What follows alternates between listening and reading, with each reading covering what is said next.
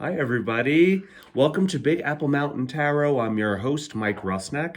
And I'm Everest Hall, your other host. Today we're going to talk about the very exciting new moon in Aquarius that's going to happen January 21st at 1:53 p.m. Mountain time in the United States. Very good. It's a super moon. It's super duper because it's in January. It's a super new moon.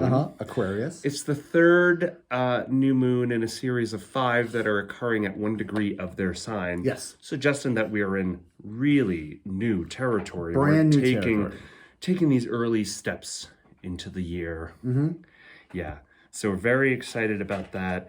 There's a conjunction. You okay? I am okay. It's also the Lunar New Year. It's also the Lunar New Year. Yeah. Happy Year of the Rabbit. Happy Year of the Rabbit.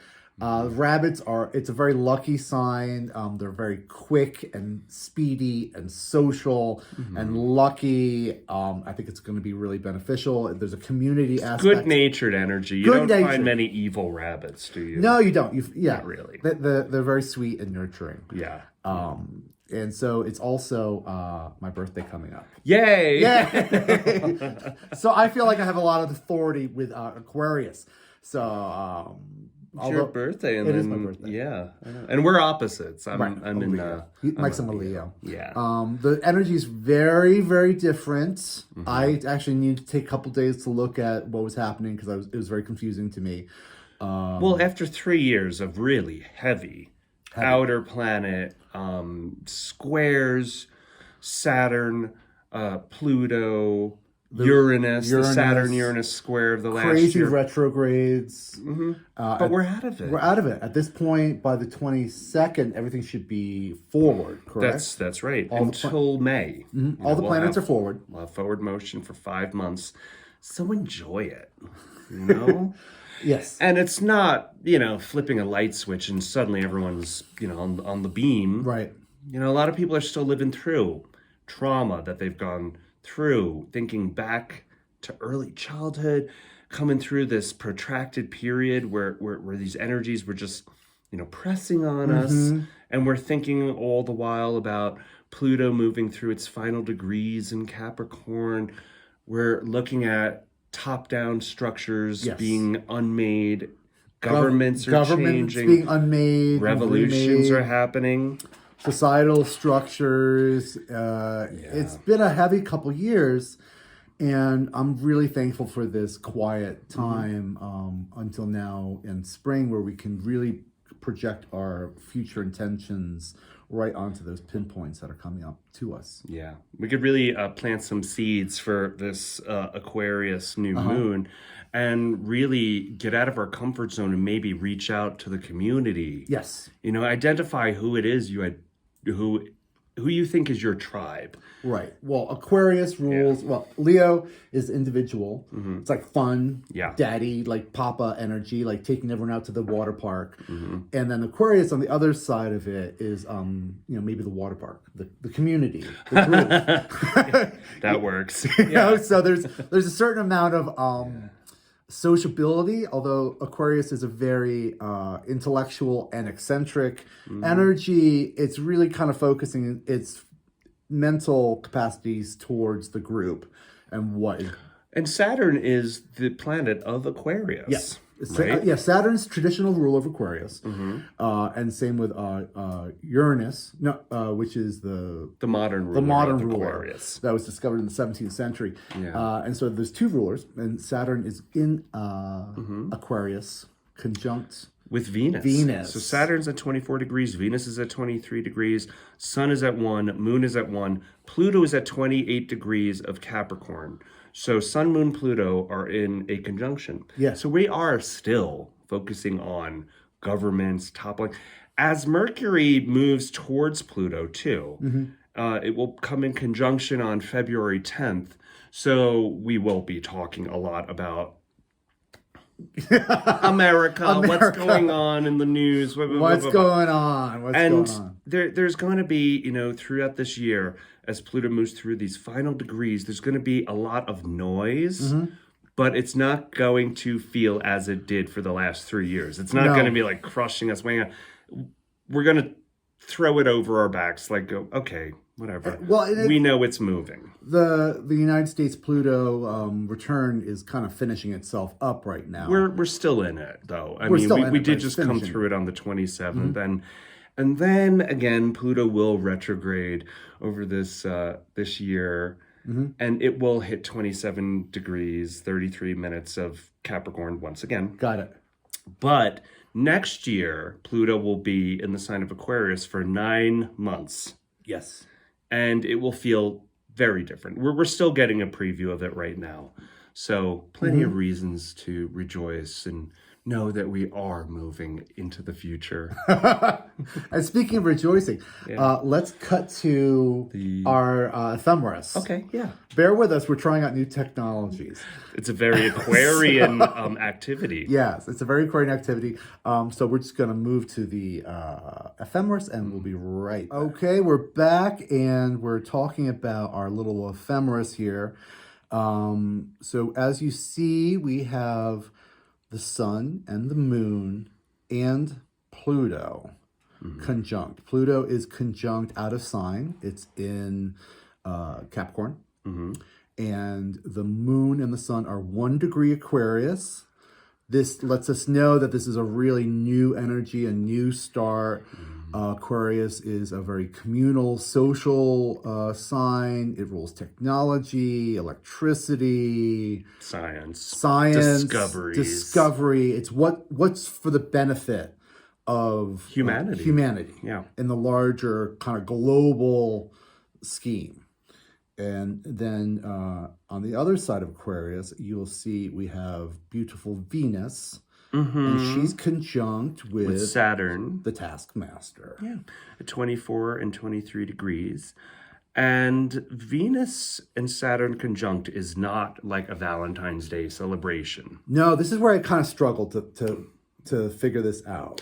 It could feel a bit lonely, a bit stilted romantically, a bit like, how could we make love when there's all this to think about? Right? We have all this to think about. But it really... We have to set up new structures, new systems for a new future. You know, we have to reach out to community, establish new networks, new friends, and that's what this moon is telling us to do. Yeah, and it's Venus which rules love, but it also rules value systems. Venus rules our friend Taurus, where Uranus is in. And she's really in this position asking us to really take a new approach towards love and money. You know, as new relationships with your money, and new relationships with love, and how we value things and what our value systems are. So there's this really interesting bookmarking. Yeah, it's like asking us to wake up after 3 years. And I do lump the last 3 years together as one unpleasant conjunction. Difficult. So difficult. Really slow. So tick-tock. Tick-tock. And it's just wonderful that we're beyond that now. Right. Yeah. And so we're getting some help, Mike. We're getting help from Mars. That's right. Mars is sextiling to Jupiter. And it's trining to Saturn, Venus, and it's also trining to the sun and the moon. All those are good aspects, very positive. Yeah, right. Mars came out of retrograde on the 17th. Yes. And now we have a lot more kind of crystal mental energy to pour into these new activities.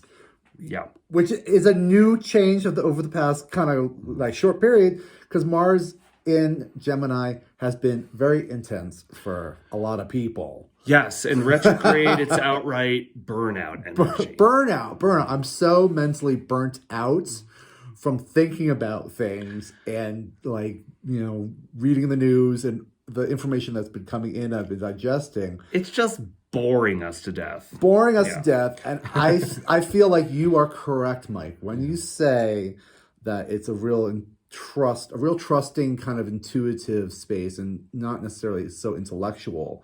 But with... Well, the reason I say that is because Jupiter and Neptune are sextiling this new moon. Yes. So Neptune, remember, heartfelt, intuition, and that's really the message too. That's the other part of this new moon.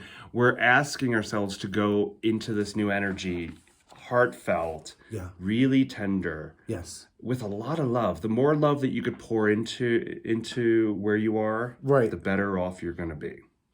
Yeah, and it's that love of kind of support and it's nurturing, unbridled nurturing love for community. Yeah. And I think that... But a lot of people have, a lot of people struggle with community and isolation. And, it takes a leap of faith to just believe that the community has your back, that your tribe has your back, that you can even ask for help. For a lot of people, it's really hard to ask for help. It's so hard to ask for help. You must. You must. And it's this point in time where we have to rely on each other for support and friendship. Right. Yeah. And that's another interesting aspect of Aquarius, where it's really, I like to think that it's a friendship sign. It sure is. Because, it's like really like, how can I help you? And what can I get from you? And what can I do for you to help you? It's friendly. It's a real friendly That's right. space. And Uranus, 2 days after this new moon, will be going direct. So Uranus, and this is another message from the stars, that Uranus is trining Mercury. Oh. So we will be able to freely communicate these new ideas, these new lightning fast revelations that hit us. Yes. It will be quite easy to speak about. The square that I want to mention is Jupiter is squaring to Mercury in Capricorn. So any new ideas we have about our individuality or where we're going personally, just keep it under your hat. You don't want to mention it to people. You don't want to open up yourself to criticism or other ideas or anything. Just keep that bit under your hat. Yeah, for the time being, as we're moving towards spring. Yeah. And speaking of moving, do you think we're ready to move towards the tarot cards? Let's try that. Yeah. Let's go do the tarot cards. We're going to pull 2 cards for each sign, for each elements. That's right. As we have been doing in the past. So hold on. We'll be right back. Okay, we're back with the tarot card section of our program today. We're going to pull 2 cards for each element. And this is just for the new moon Yeah, and the for the new lunar moon. and the lunar new year, because that is the new moon. Yeah, and we'll start with Aries. Start with Aries. Aries is at the beginning. So for Aries, are we doing each sign individually? No. Let's do that. We're doing elements? Yeah. Okay. So this card pull is for Aries, Leo, and Sagittarius. And what we have is the Ace of Swords. All right. And then we have the 9 of Swords. Okay, fire signs. Okay, so swords are thoughts. Swords are thoughts. Swords are thoughts. They are air. They also represent law and legal actions. All I see is Mars and Gemini when I look at this. Yeah, this is Mars and Gemini action here. This is letting our thoughts control us. Yeah, this is really that Mars retrograde Gemini. Imagining our worst fears. Mars retrograde in Gemini, or Mars and Gemini just in general, is a lot of wheel spinning. OCD. You know, for people with OCD, it's hard. It's very hard. It's just imagining every possible outcome, and it just never stops, and you don't sleep well. But whatever we could do to get out of our heads. If you start going nuts, just get action. Teddy Roosevelt says, get action, stay sane. Get action. It is the time for action. And I think also simplifying our thoughts, as we go from 9 to 1, Very good. simplifying it, refining it. Yeah. As we have all these ideas buzzing around in our heads, refining it to figure out what the truth is and where we can go forward. Yeah, boil it down. Boil it down into its essence. Okay. So the next two Earth.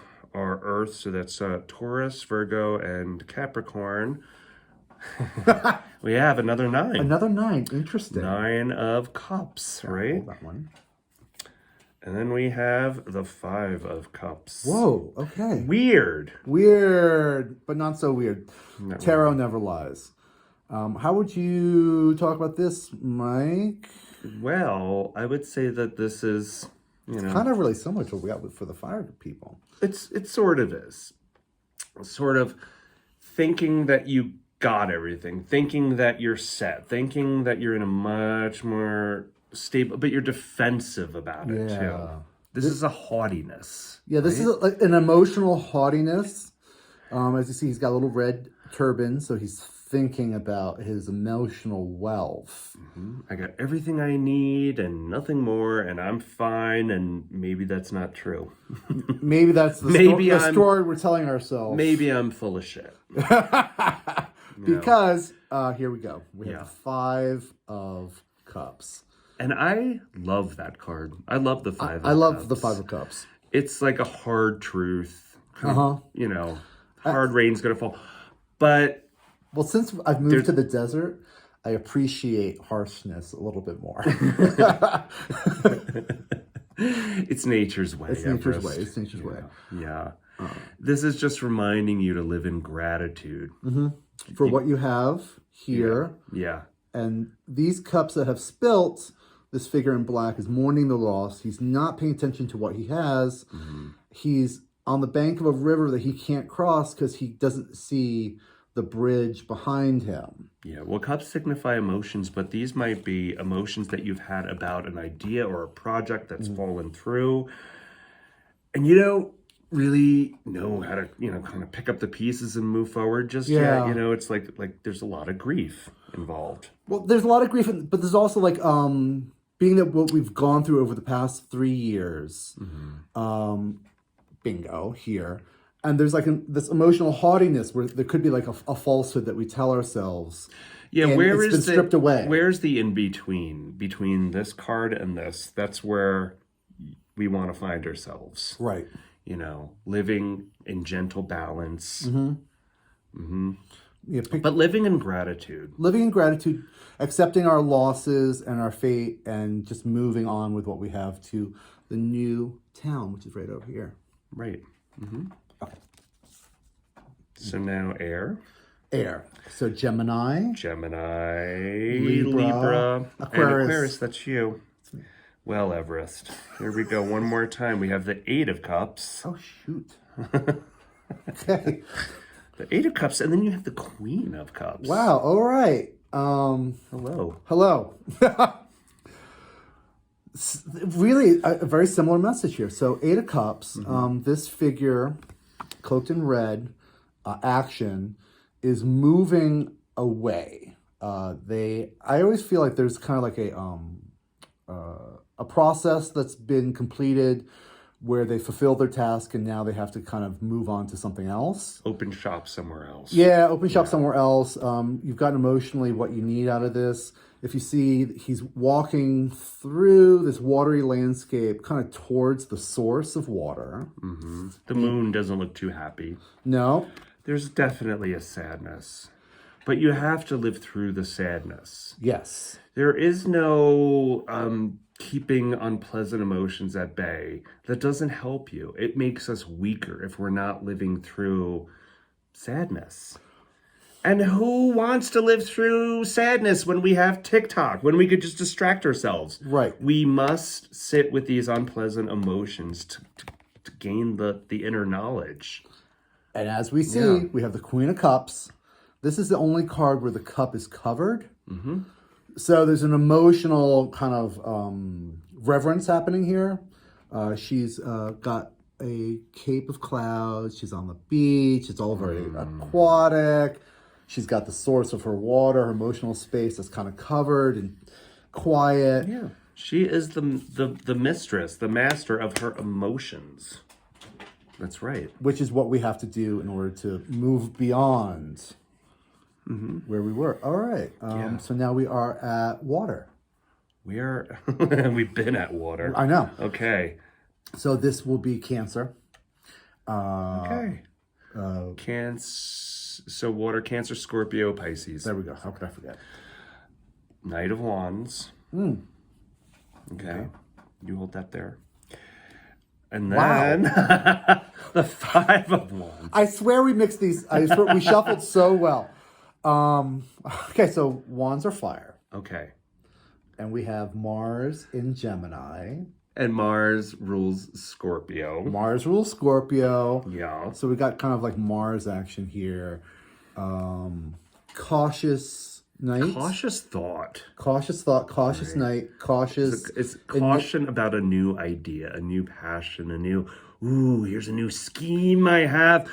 But you don't want that scheme to turn into a circular fight. Circular arguing. Circular arguing.